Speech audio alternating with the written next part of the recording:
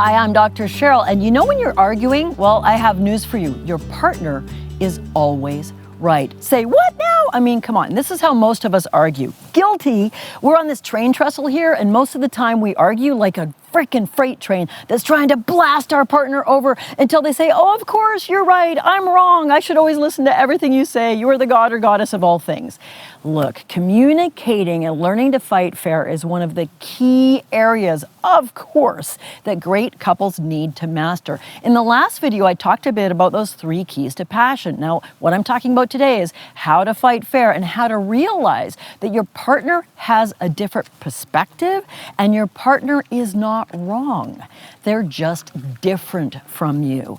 At the end of this month, you're going to get a chance, if you like, to potentially be one of few couples who are going to join me for my Immersion 3-month Become Passion program. You'll hear all about it coming up over these next few videos.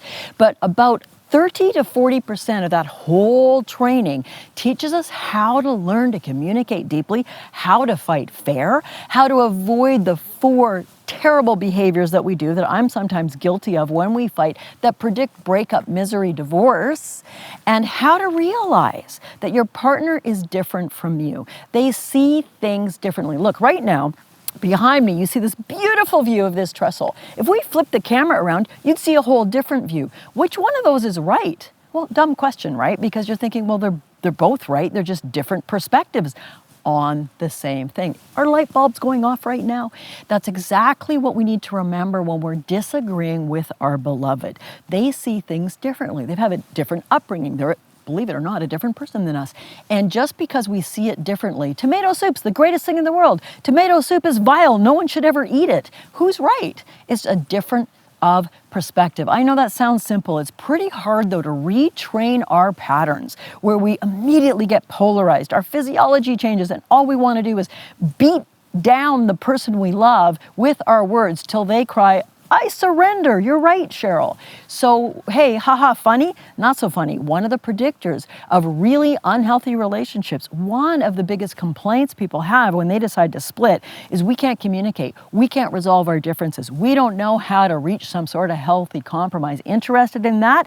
Well, you'll probably want to join me at the end of the month for a free class I'll be offering. You'll hear about it, and you may be interested in the immersion program coming up in the end of October. But tell you what, if you really don't want to miss anything, click below and you can get on the wait list to hear about those 2 things. There's no obligation. We'll just send you a special announcement when we're ready to offer those in a month. But for now, I want you to think about this today. The next time, maybe it's going to be in the next hour, maybe tonight, maybe tomorrow, you're feeling kind of fired up inside because your partner is clearly wrong about something, I want you to remember they're not wrong, they're just different. And what would happen if you did a radical thing I teach my couples to do? What would happen if you said, babe, tell me what you see from your perspective, instead of trying to convince them that what you see is the only reality. Thank you so much for joining me. I can't wait to see you next week. Today we talked a bit about intimacy. That's one of the 3 keys to passion, one of the 3 key skills all great couples need to learn to develop. Most of us never get taught this.